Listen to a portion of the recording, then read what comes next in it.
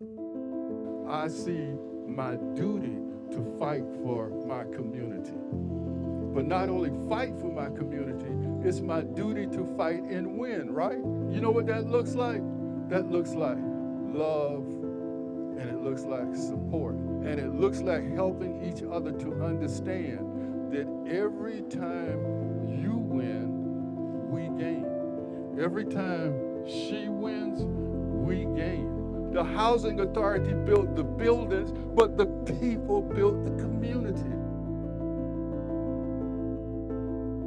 It is income-based housing, meaning your rent is calculated based on your income, and it's capped at 30% of your income. So if you live in public housing, you pay no more than 30% of your income to rent.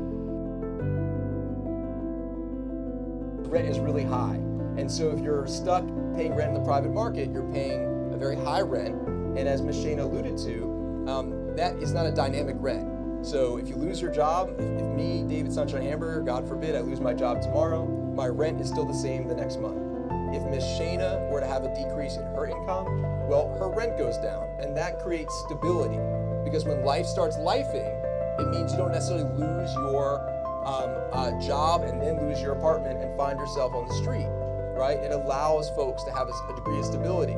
And we talk about it sometimes, okay, the biggest fear is your income goes down because you lose a job, or your hours are cut because you're a wage and hour worker and you don't have control. But there are plenty of folks in Yamacraw Village who have a child, and because we don't have great maternity leave in our country, right? They stop working and they're able to nurture their newborn, and they can stay in housing for $0 a month in rent, or $50 a month in rent, whatever it may be. So this is not about keep those buildings up, right? That's not the issue. The issue is what happens to the community, right, while demolition takes place, and what does the future of that community look like? Main objectives from the council that they've conveyed to me that we now have tried to go out and work on for them has been getting guarantees, right, that what will be rebuilt in Yamacraw Village will be a mixed income community that includes housing for folks like Ms. Shana and her family who are working in important institutions in our city, whether they be restaurants, schools, the folks that power this city, right? That they have a foothold in this historic community that has been not just historically black, but historically affordable for hundreds of years. Reach out to your city alderman and your councilman. Let them know that you are concerned about what's going on in Yamacraw. One thing that a lot of residents are starting to realize outside of the Yamacraw circle is that it is going to affect everyone. Our neighborhood has 3 schools, the elementary school, middle school, and high school. Based off of how many kids go to your school is what your funding is based on. So it's going to affect everyone. I don't care where you live at in Savannah. You're either going to have overcrowding of schools, or you're going to lose kids at your school. So everywhere in Savannah, this demolition is going to affect it. A lot of the kids love the school that they are at. They don't want to do that. But then on top of that, with them not being at their school, the following year, most likely, the school's going to lose their funding and their teachers. I just would say beyond Yamacraw Village, we as a community need to stop being satisfied with top-down decisions being made. We need bottom-up decisions made by people that have lived here for generations that are affected, whether it's in Yamacraw or other communities in the city, right?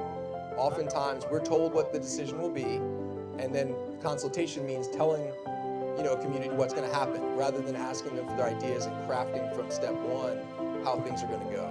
And so I hope that Yamacraw Village can be, a lesson for us as we go forward and look at, creating a collaborative future. There are elderly people in Yamacraw that, because of a business decision, and that's what the Housing Authority said to us, this is primarily a bottom line decision. And so you uproot people, you uproot families, you uproot children. You do that without any regard to the fact that you're a dismantling community. We want to ensure that whatever is done in the future benefits the people who live there. Development is what you do to the land or on the land that benefits the people who live there. We want to ensure that whatever happens, that one, it doesn't harm the families that live there, that we not unintentionally generate a downward spiral, that it may take generations for a family to recover. We want to ensure that if people have to move, that it is relocation and not displacement. We need to protect history, we need to protect diversity, both racial diversity and socioeconomic diversity within all communities in Savannah. We are seeing a Black exodus from downtown. We are seeing downtown get wealthier and whiter, and that should concern us because downtown is a place for everyone. If Savannah's a place for everyone, downtown should also be a place for everyone.